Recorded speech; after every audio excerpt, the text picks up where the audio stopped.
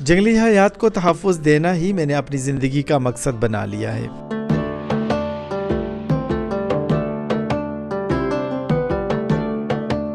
मेरा नाम मोहम्मद नईम अवान है और मैं पिछले 20 साल से वाइल्ड लाइफ कंजर्वेशन के लिए काम कर रहा हूँ। मैंने काफ़ी सारी ऑर्गेनाइजेशंस के साथ काम किया पिछले 20 सालों से, लेकिन जो मेरा कैरियर है वो कैरियर स्टार्ट हुआ है वाइल्ड लाइफ डिपार्टमेंट के साथ एज ए सुपरवाइज़र।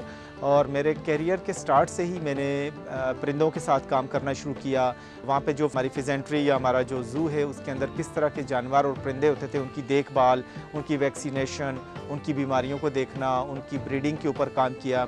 तो वहाँ से मेरा इंटरेस्ट जो है वो असल मानों में डेवलप होना शुरू हुआ। मैंने शायद बहुत सारी जॉब्स इसलिए भी स्किप कर दी कि मुझे लगता है कि जॉब के अंदर बहुत सारी रिस्ट्रिक्शंस होती हैं जिनको हम फॉलो नहीं कर सकते हैं।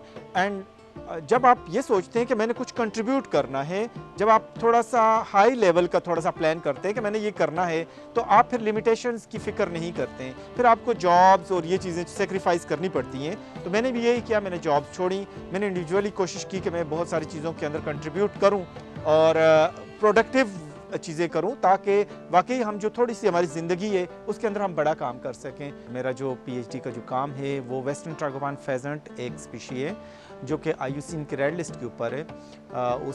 उस पे मैंने काम किया है। पहली दफ़ा हिस्ट्री में पूरे पाकिस्तान का जितना भी उसका हैबिटेट अवेलेबल है उसको हमने GIS की एक टेक्निक यूज़ करते हुए मॉडल किया है और ये बताया है कि इसका कितना ब्रीडिंग हैबिटेट अवेलेबल है पूरे पाकिस्तान के अंदर।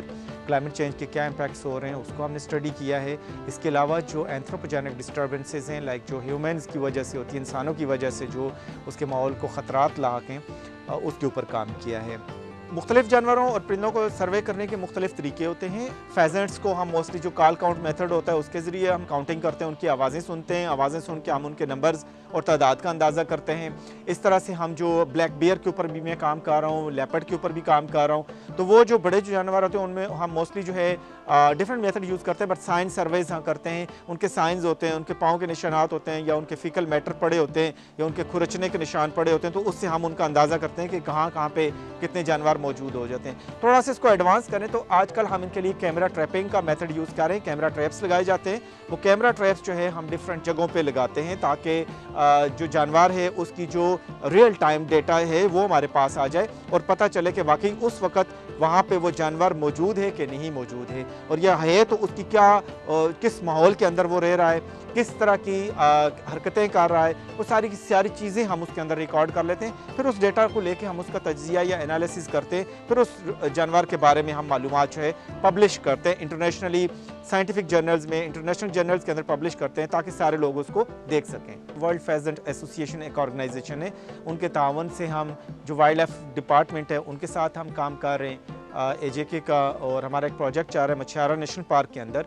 वहाँ पे हमने कुछ सेफ ब्रीडिंग जोन्स स्टैब्लिश किए हैं कम्युनिटीज़ के साथ मिलकर जो लोकल है हमारे। और सेफ ब्रीडिंग जोन्स का कॉन्सेप्ट ये है कि जी जहाँ पे हमारे परिंदे हैं, जहाँ पे वो ब्रीड करते हैं, बेसिकली जहाँ पे वो अंडे और बच्चे देते हैं, उनके जो वो माहौल होता है उसको तहफ़्फ़ुज़ दिया जाए। और वो तहफ़्फ़ुज़ जो है वो तकरीबन हम 4 माह के लिए देते हैं। 1 किलोमीटर रेडियस के एरिया होता है, उसके अंदर हम ज़ीरो डिस्टर्बेंस के ऊपर अमल कर रहे हैं। और हम अपने लोगों को बताते हैं कि ये जो टाइम है जहाँ पे जब वो अंडे और बच्चे दे रहे होते हैं उस टाइम में वहाँ पे किसी किस्म की कोई डिस्टर्बेंस ना हो, ताकि वो जो परिंदे हैं वो फ्रीली ब्रीड कर सकें वहाँ पे, और ताकि उनके जो सर्वाइवल रेट है वो बढ़ जाए।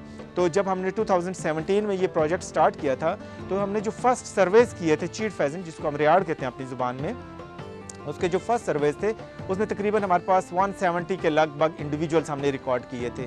जो हमने कम्युनिटीज़ के साथ काम किया, उनको ऑर्गेनाइज़ किया, उनको एजुकेट किया, स्कूल के बच्चों को ऑर्गेनाइज़ किया, उनके नेचर क्लब्स बनाए, और फिर उसके बाद हमने उन बच्चों को एजुकेट किया। उसका इम्पैक्ट बहुत ज़बरदस्त आया। जो अभी हमने रिसेंटली लास्ट ईयर जो सर्वे किए हैं उसमें वो पॉपुलेशन बढ़ के तकरीबन 375 तक पहुँच गई है।